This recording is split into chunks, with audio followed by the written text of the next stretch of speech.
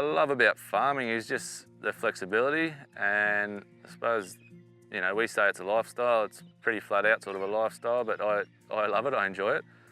I love the change. I love that I can take the kids with me and we can be out in the paddock, we can be in the sheep yards, and they get to experience, they can have a great time, and I get to be involved. There's nothing worse than being stuck at home in the kitchen. Agriculture's amazing. I've worked in other industries and there's no way I'd be allowed to take my children along to a course, so for agriculture to allow that, I think it's great. Just the adventure, just the challenges, just, yeah, and just bringing a family up how I got brought up. I think it's a really good way to grow up as a young family, and good way for young kids to be brought up here. That's sort of what drives me now, yeah. Simon and I attended Cobar High School, and from there we left and both got industrial trades. From that enabled us to be able to have really good jobs, and like full-time jobs, and then Simon started his earth moving business. So he was working a 5-day week, then on the weekend going out and driving that. And then from that we saved up a fair bit of money and were able to purchase our first farm in 2017. Unfortunately, once we did that, we went straight into drought. And that we sort of learnt hard and fast what drought was like, and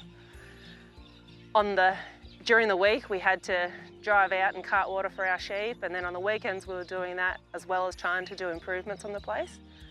And for us to go out to the farm, it was just over an hour from town, so it was making it a little bit stressful and putting a bit of extra pressure on everything, but we did it. And so we knew fairly early on that we needed to drought-proof ourselves in the future. Like, this is not something that we want to be doing every couple of years, because we always go into drought.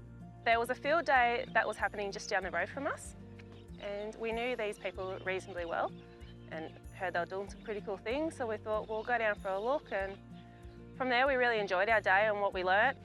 I think we signed up for the drought resilience course just to further our knowledge in what we're doing here, and we're semi-arid region, so we needed to do better on what we do and plan ahead a bit more and get our heads around what we're doing, and a bit more forward planning. Well, like me and Laura both did our trades, and you don't go into a trade without being trained. You got to learn your trade sort of thing, and farming's just the same. You got to educate yourself, and I believe anyways, and I don't think you'll ever stop learning. Soils and Landscape project that RCS and other partners are involved with is funded by the Australian Federal Government through the Future Drought Fund. And the whole idea of it is to build resilience in our grazing businesses, our farming businesses, in our landscapes, that we're not in this perpetual cycle of boom and bust, that drought is no longer a disaster, drought's a hiccup as part of our landscape, as part of our business.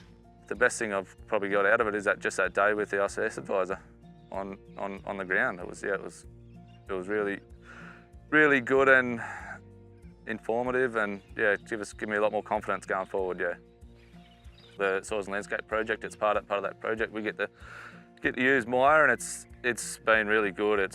For me, it's just a good resource to look back on, put your data in, see what you got forwards, do a bit of monitoring. You've got lots of different things you can do in there, and it's just good on the ground for me. I can, as I'm going around and having a look about, I can have a look and see how long the paddock's been rested, and really make informed decisions just from that little tiny bit of data.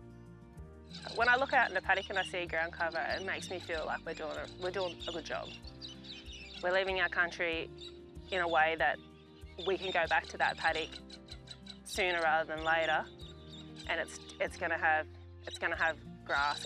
It's going to look great. It's going to have lots of protein. Just to continue Dad's good work here, I suppose, and see it transform into, we're already halfway there. Like, he's done a brilliant job, and I'd just like to keep it going really, and keep progressing, move forward, and improve what we're doing here. We want to be stronger. We want to be better.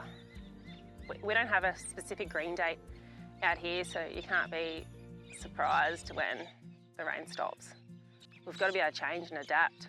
I just see an operation that they're working hard on their planning, and they're putting their plans into action with the goal of having our country and our businesses and our people in better shape. If you walk away and you learn one thing, that one thing could change your whole enterprise.